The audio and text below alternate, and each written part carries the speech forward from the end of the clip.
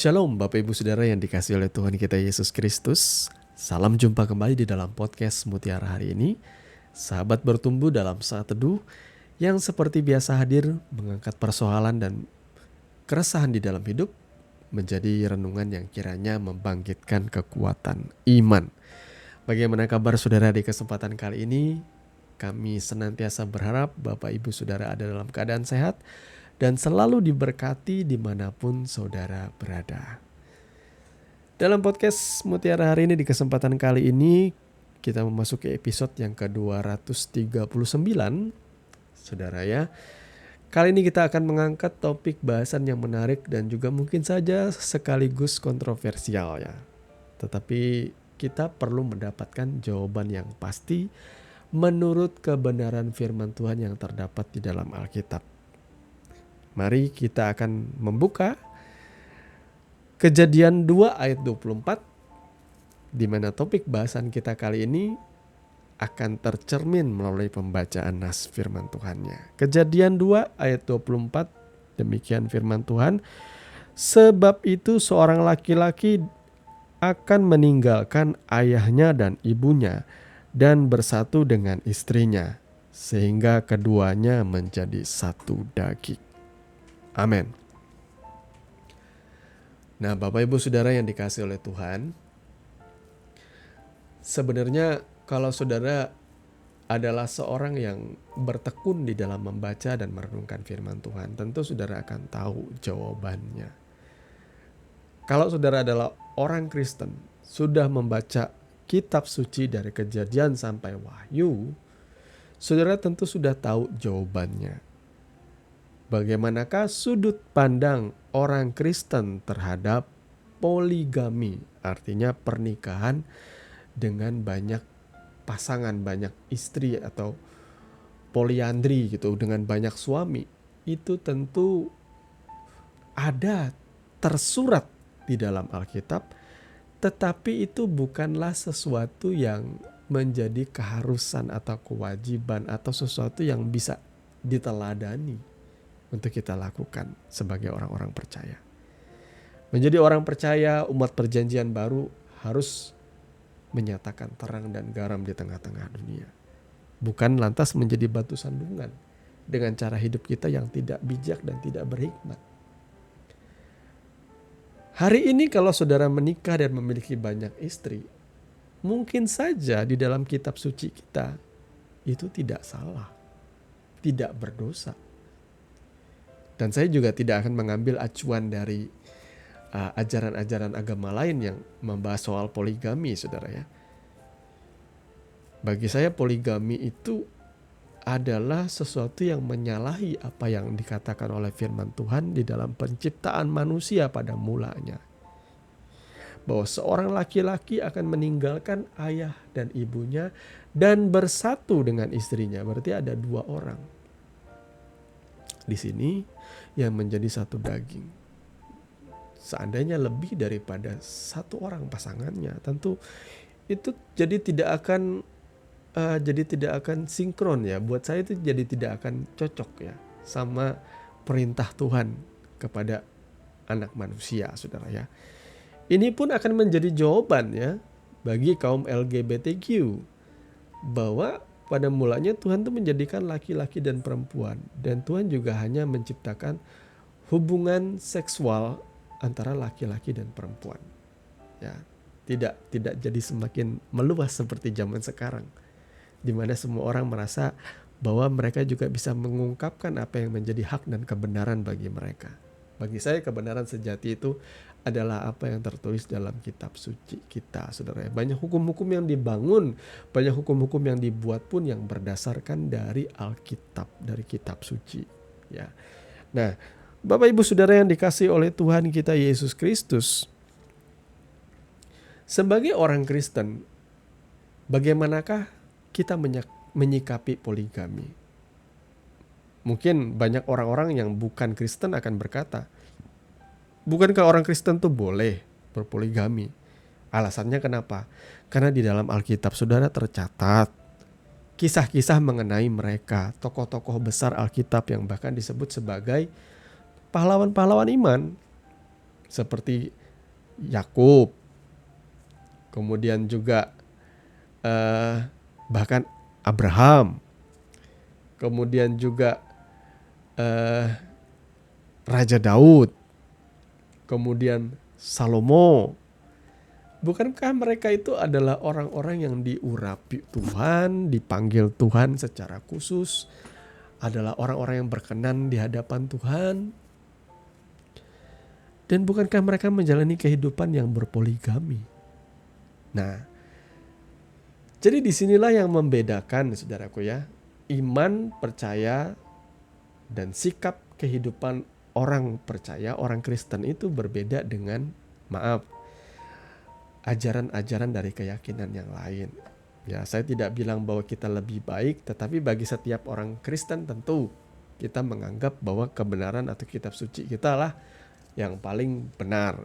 Masing-masing agama juga pasti akan berkata seperti itu. Tetapi saya akan sekali lagi menyampaikan dari sudut pandang iman Kristen, bahwa bagi orang Kristen, sekalipun di dalam Alkitab itu tercatat mengenai kisah Raja Daud yang berpoligami, kisah mengenai Yakub yang memiliki istri tidak hanya Lea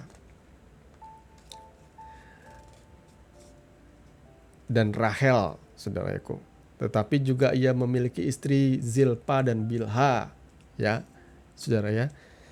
Di sini juga diceritakan mengenai Abraham yang tidak hanya memiliki istri Sarah, tetapi dia juga memiliki anak dari seorang perempuan hambanya Sarah yang bernama Hagar, saudara ya.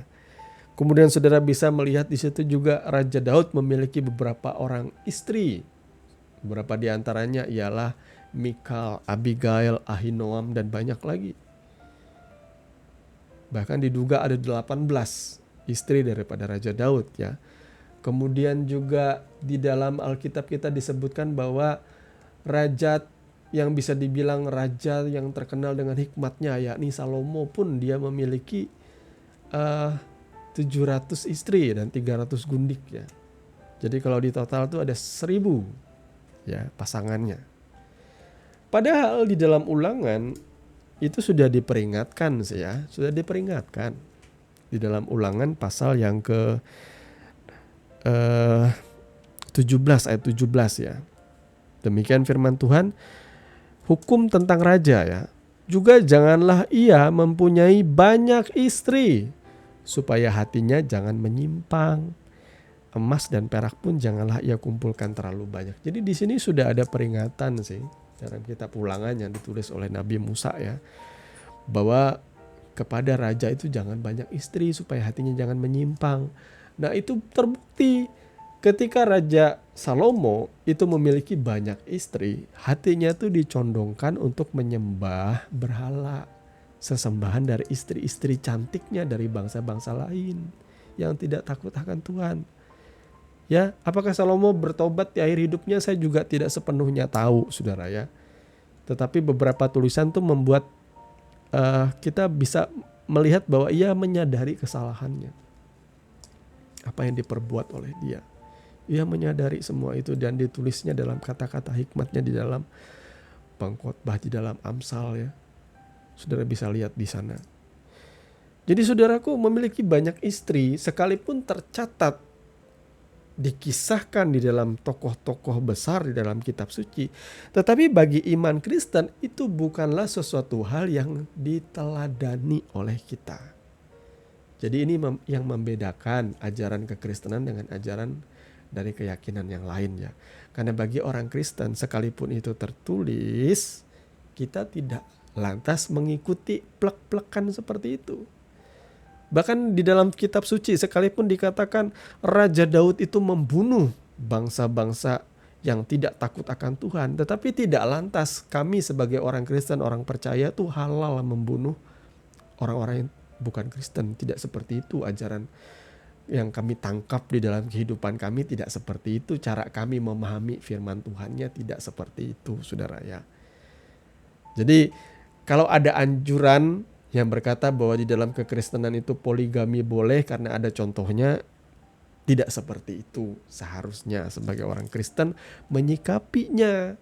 Karena Walaupun ini hukum buat raja, yang memiliki banyak istri itu hukumnya buat raja. Dan beberapa ayat berikut, mari kita buka. Di dalam 1 Timotius 3, itu paling banyak ya. Di dalam 1 Timotius 3 itu berkenaan dengan kehidupan, bisa dibilang tua-tua di dalam gereja lah. Tua-tua di dalam pelayanannya. Oke, kita akan buka 1 Timotius. Sebentar, saya akan mencari ayatnya. 1 Timotius pasal 3. Ayatnya yang kedua ya. Demikian firman Tuhan. Karena itu pendidik jemaat, artinya bishop di sini biasanya jabatannya saudara ya. Haruslah seorang yang tak bercacat, suami dari satu istri, dapat menahan diri, bijaksana, sopan, suka memberi tumpangan, cakap mengajar orang. Jadi yang ditekankan di sini bagi seorang pendidik jemaat atau bishop itu ia harus suami dari satu orang istri, ya, suami dari satu istri. Jadi seorang yang terpandang di dalam gereja, seseorang yang dipandang sebagai seorang senior ya, dia harus memberikan contoh, saya percaya. Kalau dia saja di dalam pandangan mata Tuhan, biasanya orang-orang yang dipilih ini, ia setia dengan istrinya, satu orang saja dalam pandangan mata Tuhan ini orang yang bertanggung jawab. Sehingga Tuhan memberikan hikmat bagi para rasul untuk menetapkan para penilik jemaat itu dengan kriteria yang seperti itu. Karena rasul-rasul itu tentu tahu dalam pengalaman sejarahnya bagaimana cara hidup orang yang punya istri 2 atau lebih daripada 1, 2, 3. Pasti kehidupannya amburadul ya. Punya istri 1 aja buat saya juga cukup merepotkan saudara ya.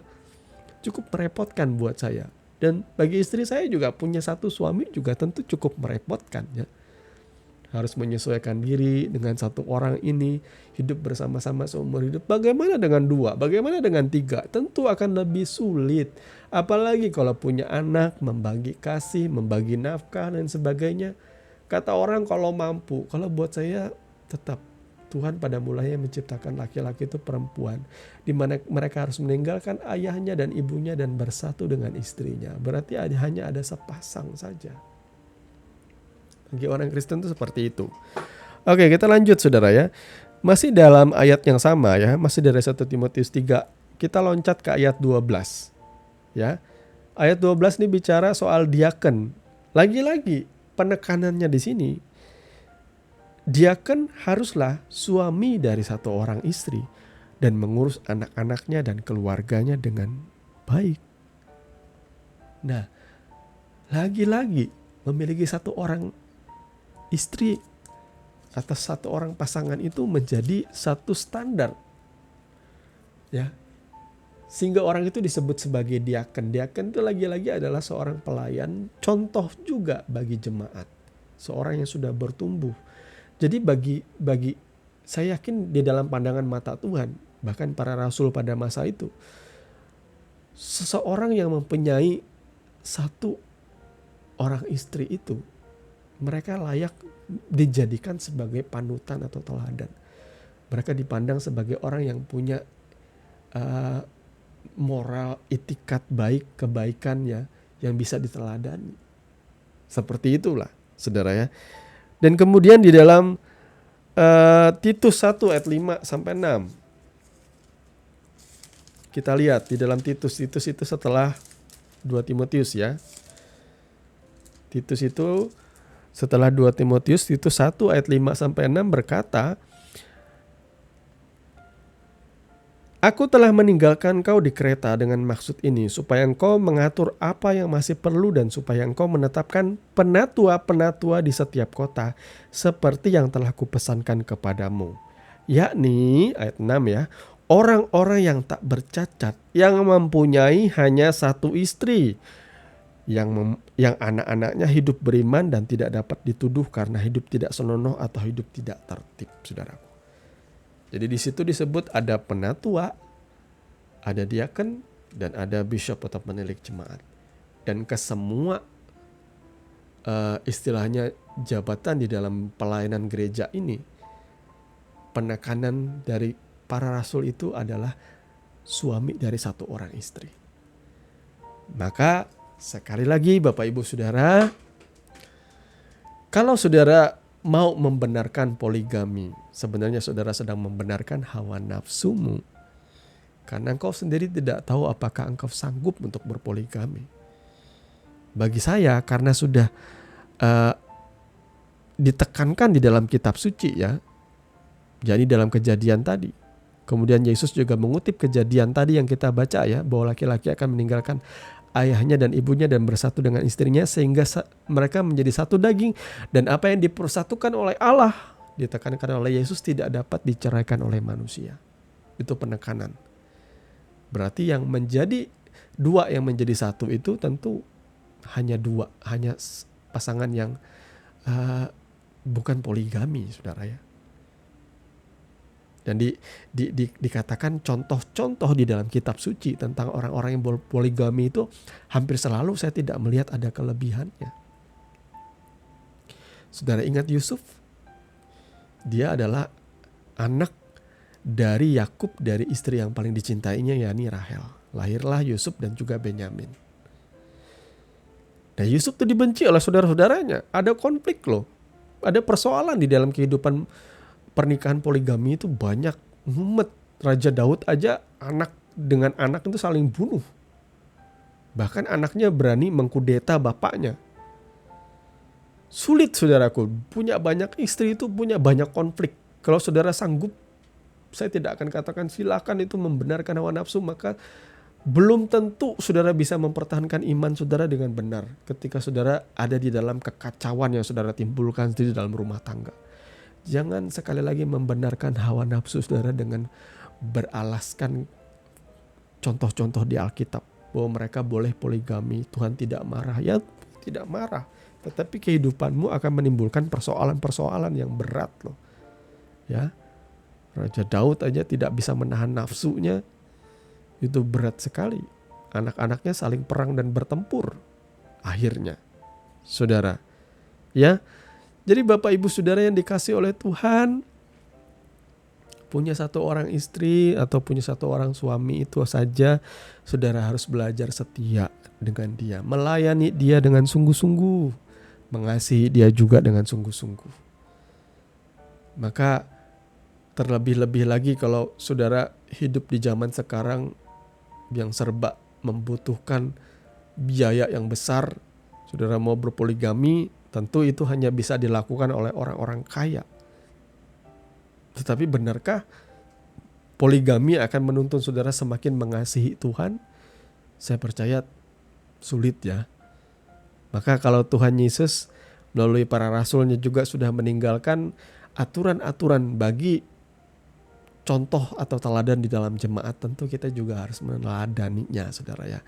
Sehingga saya akan katakan sebagai orang percaya, apakah berpoligami itu dosa? Saya tidak akan katakan itu dosa, karena yang berdosa itu berzina, ya, berselingkuh itu berdosa. Tetapi berpoligami, memiliki istri tentu tidak akan berdosa. Kalau dalam catatan di dalam Alkitab kita, saudara ya, tentang orang-orang yang berpoligami tidak ditekankan.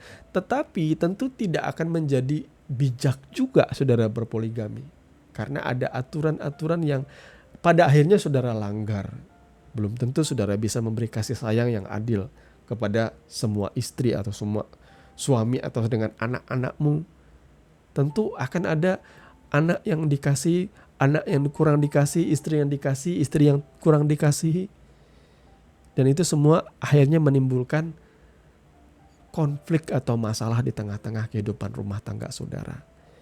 Jadi, saudaraku, saya tidak ingin membenarkan lah poligami di sini. Lebih baik saya katakan bahwa berpoligami itu adalah cara hidup pernikahan yang tidak bijak dan sudah tidak seharusnya dilakukan oleh orang-orang percaya. Marilah saudara kalau menikah, ya biarlah saudara memiliki satu orang pasangan saja. Satu untuk selama-lamanya, satu sampai maut memisahkan, saudaraku ya. Jadi Bapak Ibu Saudara yang dikasihi, adik-adik, anak-anak Gen Z, ya mungkin hari-hari ini sudah mulai dewasa dan mau masuk ke dalam yang namanya biduk mahligai berumah tangga, bijak-bijaklah memilih pasanganmu. Karena itu adalah satu untuk seumur hidup. Kalau saudara berpadanan pada apa yang dikatakan oleh kitab suci. Tapi kalau saudara mau berpadanan dengan kebenaran di dunia ini, ya sah-sah saja saudara melakukan. Tetapi itu bukan tanggung jawab saya saudara ya. Kalau saudara akhirnya hidup di dalam berbagai-bagai duka, bahkan semakin menjauh dari Tuhan. Tuhan Yesus kiranya memberkati kebenaran firman-Nya, dan mari kita berdoa. Bapa, di dalam nama Tuhan Yesus, terima kasih untuk kebenaran firman yang sudah kami baca di kesempatan kali ini.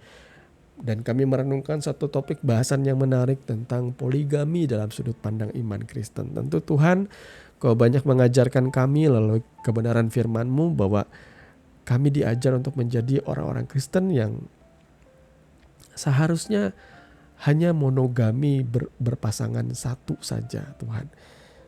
Karena itulah cara hidup yang bijak, di mana kami bisa menyesuaikan diri dengan pasangan kami, saling mengasihi, saling mencintai Tuhan, tumbuh bersama di dalam pengenalan yang benar akan Engkau Tuhan juga.